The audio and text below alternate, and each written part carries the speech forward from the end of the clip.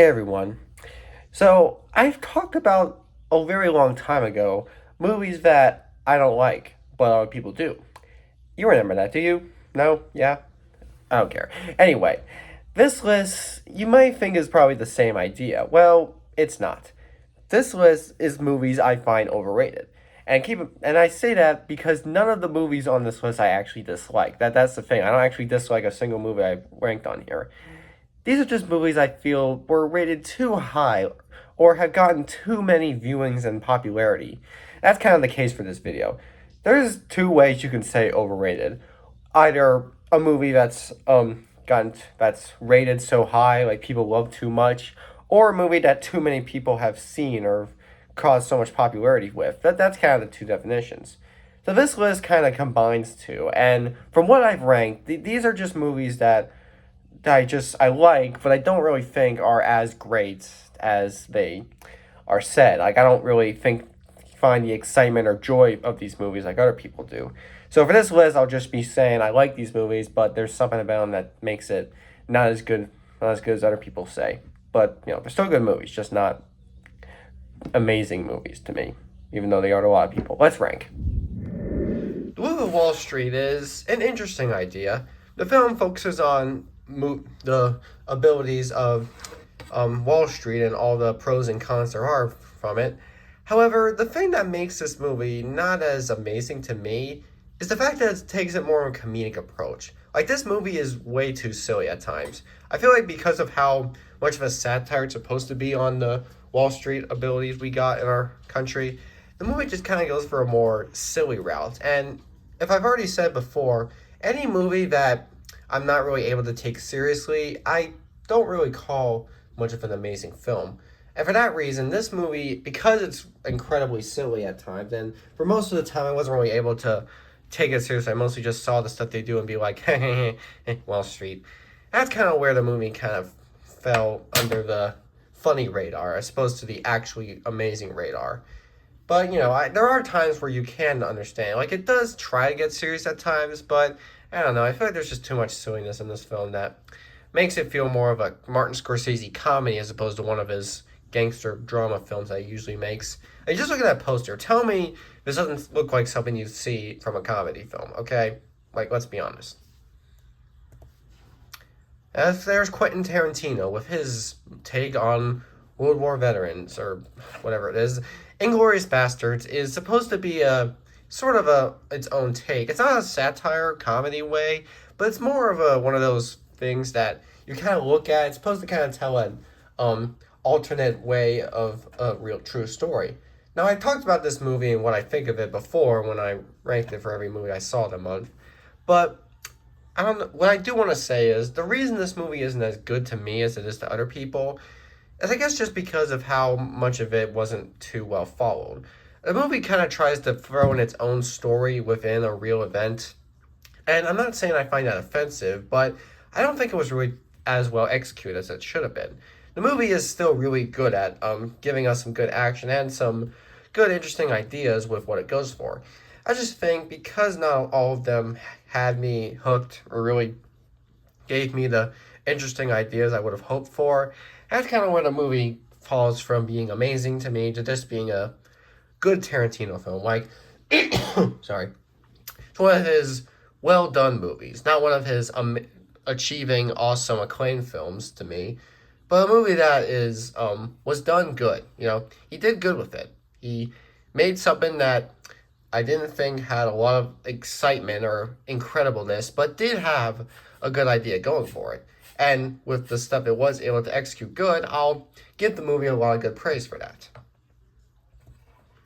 There's another Tarantino movie. The Django Unchained, I kind of feel the same like I did with Glorious Bastards. This movie, I feel like I have the same idea with it than I did with the last Tarantino movie I talked about.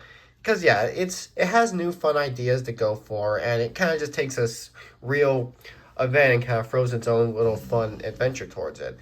But the reason I just wasn't able to consider this movie anything that astounding is because a lot of it wasn't as exciting as what it's originally supposed to be for. I mean, it does throw in some interesting characters, like DiCaprio, for example. He puts on a pretty fun performance. Aside from that, though, the rest of the movie is kind of feels like a trying to go insane, but I don't know. It still works good, okay? They do still work good, but I don't really think the movie did enough to make it stand out as something spectacular. I found myself looking at most of it like, nice, cool. But that's it really. Nothing more, just cool. That's what I could say.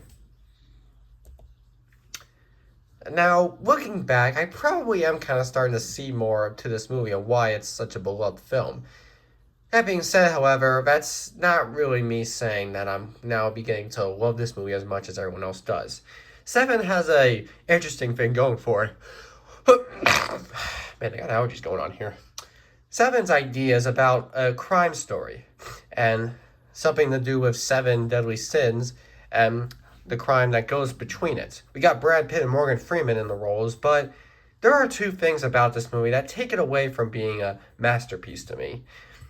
One, Brad Pitt's performance. I talked about how much I love Brad Pitt and how much of a great actor he is, but there are a few times in this movie where I'm not really able to enjoy his performance as well. He does good, but he doesn't really do great. Because a lot of times he kind of tries too hard to get a serious moment going where I just feel like it's not really working for me. He's trying to make me feel for him when I'm not focused on him. It's all the stuff, other stuff I'm focused on. So stop it, Brad Pitt. And there's also the execution to the end. Now, the end, everyone considers to be one of the best plots of all time. And I can see why. I totally get it. But the stuff that we got to go to it, like most crime stories I've recently watched, it just wasn't that interesting. I feel like the movie would have worked out way better if we got a lot more fun details before we would get to the final twist. But the details we got just feel dragged out and not very fun. And that's kind of a problem with some of these movies. The fact that they seem to replace the chance of being fun with stuff that just doesn't seem that interesting to me is kind of where this movie falls from being amazing to just a pretty good crime story. That's what it is. It's a good crime story. It's not, I don't think it's an amazing, well put together, genius crime story. It's a good one, one that's definitely worth watching. Oh, I just realized this movie's called Seven and it's at number seven. I don't know why I didn't realize that before. I just figured it out now. I'm funny. The finale of the Dark Knight trilogy. This trilogy is always awesome, okay? Like, I will not hold back. The trilogy is amazing. But that doesn't mean every movie in it is equally as great. I think this trilogy is so good mostly because of Dark Knight. Dark Knight is a masterpiece of film.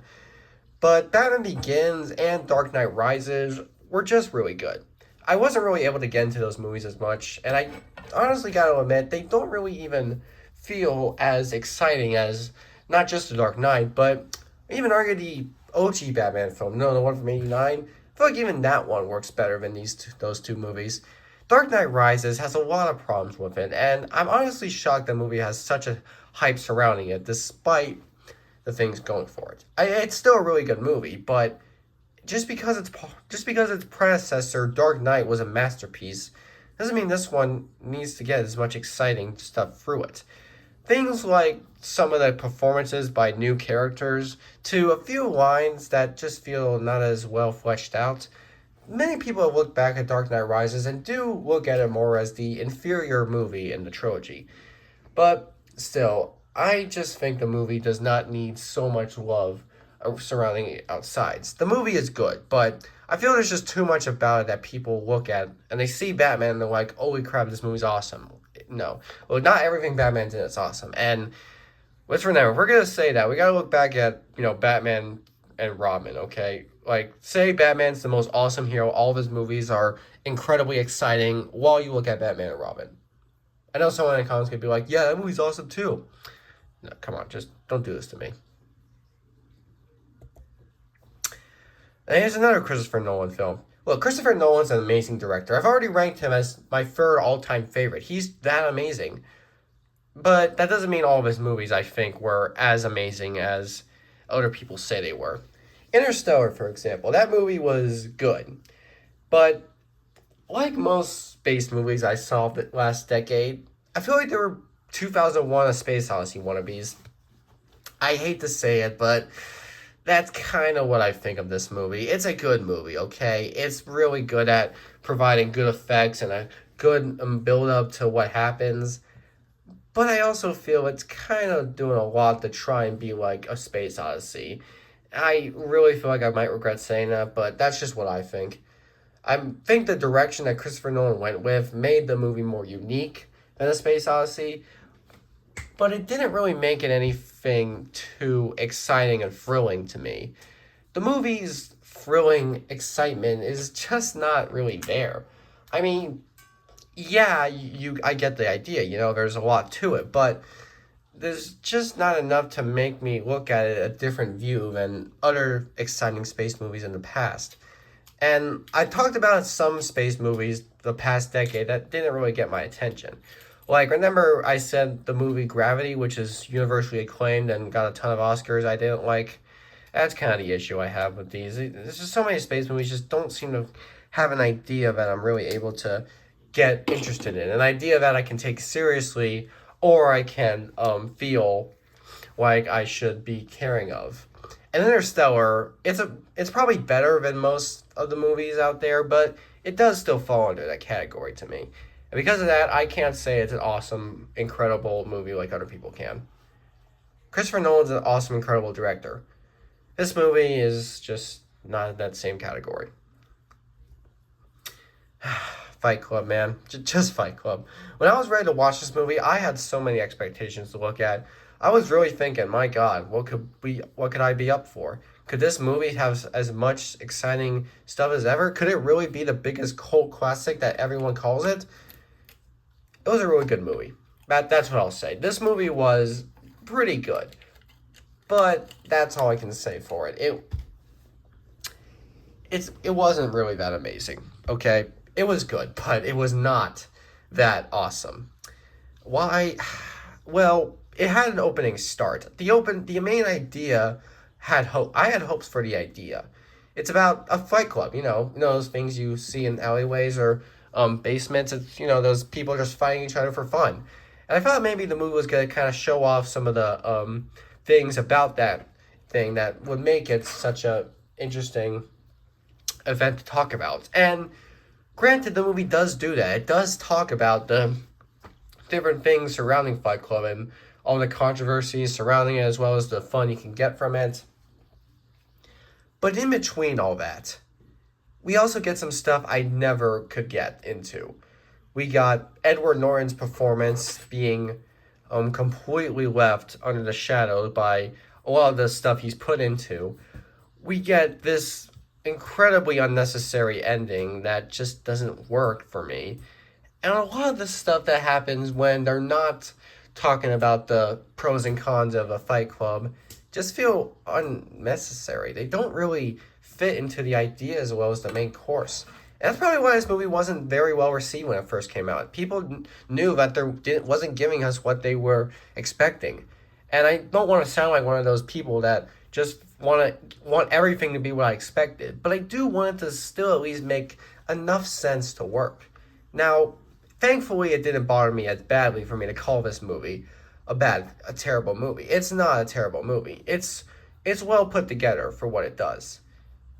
That being said, it's not a great movie. It's not a very great film. It's a good movie, okay? It was really good, but it was not amazing, exciting, or an incredible cult classic like other people say. There's just so much about it that I feel it could have avoided and maybe could have replaced with more to the execution of the main idea. But, they still did go with the main idea, so I guess because they were able to work well with the ideas they were supposed to have, I guess that's kind of why I give the movie a pass. Now we're getting to the movies that I do find not anything great. These are the movies that I just think are decent, not good, not good, like not great, not anything above great, just good to decent. And that's where The Hunger Games falls in. The Hunger Games has been a phenomenon for the times it comes out. When it first came out, everyone was quoting it, everyone was memorizing it. It had a lot of iconic stuff to live for. But I just couldn't see it. No, I found the movie decent. It was okay, I mean, it told what it needed to. It got done when it got done. It was telling the story of the Hunger Games, the book that I was forced to read in 8th grade English class. but it just wasn't as exciting as it could have been. There's just so many things the movie throws at us I find too stupid or just not very fun. Okay, and that's weird to say because there are a lot of silly things going forward, but they're not the kind of silly I can call fun. Like, it's not the kind of silly that I'm able to look at and get invested to. It's, it kind of just feels out of the way. It just kind of interrupts what I'm supposed to be focusing on. And for that reason, the movie just falls under the category of being just decent, okay? Because it did do a lot to work well, but it also did a lot to make it fall under the radar at times. And for the most part, because of what we got to interfere with the main story of the Hunger Games, that's kind of where the movie just fell into not really being that great. And if you heard me say this before, I'm not planning on watching any of the sequels. I mostly was just watching this movie to get better with the book that I had to read for a class. That's what I like to do a lot. You know, if I want to get good with a book and pass an exam or something, I just watch the movie, which probably could have backfired considering if she were to give me a book that had a movie that was incredibly unfaithful, like The Shining. But I got lucky with this one. Still, it was just decent. I'm sorry, it wasn't great, just decent. Braveheart. Braveheart is one of those movies people look back at and like, but do say it is can somewhat be historically inaccurate. That's not why I find this movie to just be decent and not great. The reason I'm not really able to find this movie anything great is because it's too long and drawn out.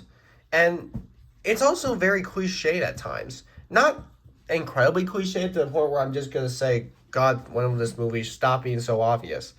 But it did feel at times like they weren't really accomplishing what it was going for. Braveheart is supposed to be a story, like a true story, you know, one about a real hero in a real situation. But the movie kind of dumbs it down at times, and we're given a lot of execution that feels drawn out, and the movie is really long, so that's a problem. So, I mean, I could get into the character. Performances were good. I mean, Mel Gibson always gives a good performance. But it just wasn't a good setup at all the time. Sometimes the setup was amazing. Other times the setup was not very well drawn out. So, for that reason, because this movie was way too drawn out for its runtime, and because it did do a lot to kind of make it feel less exciting or intriguing, that's why the movie just ran as decent, and I just didn't think it was anything that great. So, I'm sorry, all Mel Gibson fans. If you think this movie should be beloved, then go ahead. But me, as much as I enjoy Mel Gibson, this is one of his projects that kind of just falls under the category of being okay. Alright, so how do I talk about this one? Pirates of the Caribbean, Curse of the Black Pearl was a pretty decent film. Yep, I use decent to describe what has been acclaimed as one of Disney's best live-action movies, what brought Johnny Depp into the box office industry, made him an amazing actor, a movie that spawned the franchise, which people admit got dumber at times, a movie that everyone calls the definitive pirate film. And this is a person who has a good connection with pirate-based stuff. I mean, as a kid, I've always had fun with pirates. You know, all the stuff surrounding it. You know, kind of got that good feeling. It's a fun vibe that children can enjoy. Nowadays, I enjoy pirates for movies because I like the pirate movie. Okay, the joke did not work as well as I thought. Sorry. Anyway, this movie was just decent. Why wasn't it great? I'll explain. Johnny Depp is Jack Sparrow. Pretty great performance. Okay, I'll admit that. Yes, his performance was great. But it was. I just felt like this is just what I felt. It was thrown away. I feel like a lot of times they were focusing too much on other characters that Johnny Depp wasn't really able to keep his performance enough to save the movie from being just decent for me. He was able to make the movie work good, but he wasn't really able to make the movie work so that where I can really find so much love to it. So yeah, and a lot of the other characters aren't that interesting in my opinion. They don't really have that much going for it, and I just wasn't really able to get into what they had to say. So yeah, look, this movie was okay. It was decent, just kind of good, but I didn't find it a great movie. And for that reason, you're gonna hate me for saying this. I have no plans to watch any of the sequels.